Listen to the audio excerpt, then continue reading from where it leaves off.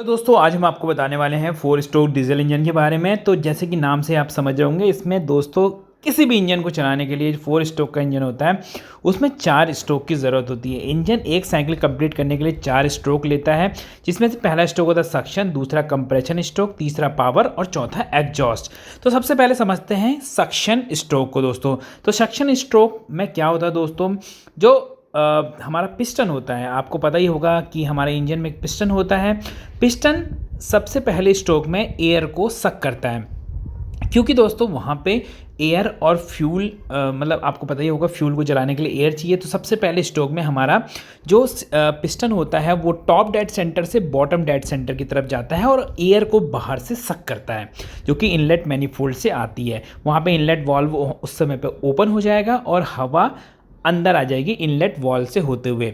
दूसरा दोस्तों आता है कंप्रेशन स्ट्रोक। अब कंप्रेशन का नाम ही समझ रहे होंगे, जब जो पिस्टन होता है वो बॉटम डेड सेंटर मतलब नीचे से ऊपर की तरफ जब आता है टॉप डेड सेंटर की तरफ, तो जो एयर होती है वो कंप्रेस होती है। अब जैसे कि एयर कंप्रेस होगी तो उसका प्रेशर बढ़ेगा दोस्तों, और टेम्परेचर भी बढ़ता है। इससे क्या होता है, एयर का जो टेम्परेचर जब बढ़ता है तो वो लगभग 550 डिग्री के आसपास टेम्परेचर एयर का हो जाता है। तो उस कंडीशन में यहाँ पे फ्यूल इंजेक्टर से डीजल इंजेक्ट होता है।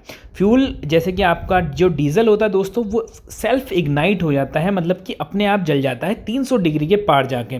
तो जैसे कि एयर का टेम्परेचर यहाँ पे 550 डिग्री के आसपास हो गया है, 500 से 550, तो यहाँ पे जैसे ही डीजल इंजेक्ट होता है वैसे ही जो सिलेंडर होता है उसमें फायर होता है, तो फायर होने के साथ ही बहुत तेज़ी से प्रेशर बढ़ता है, टेम्परेचर बढ़ता है।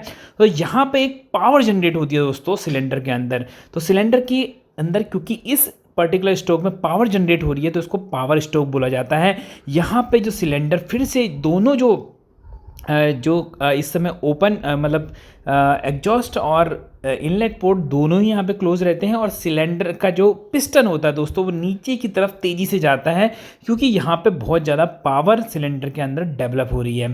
तो इसे हम पावर स्ट्रोक कहते हैं। यहाँ पर टेम्परेचर भी लगभग 1450 से 1900 डिग्री तक जाता है दोस्तों।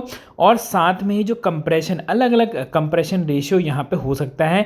जितनी ज़्यादा एफिशिएंसी होगी उतना ज़्यादा ही कंप्रेशन रेशियो नॉर्मली होता है, जो कि एयर और फ्यूल का रेशियो होता है दोस्तों। तो यहाँ पे उसके बाद जब हमारा पावर स्ट्रोक हो जाता है, उसके बाद बारी आती है हमारी एग्जॉस्ट स्ट्रोक की।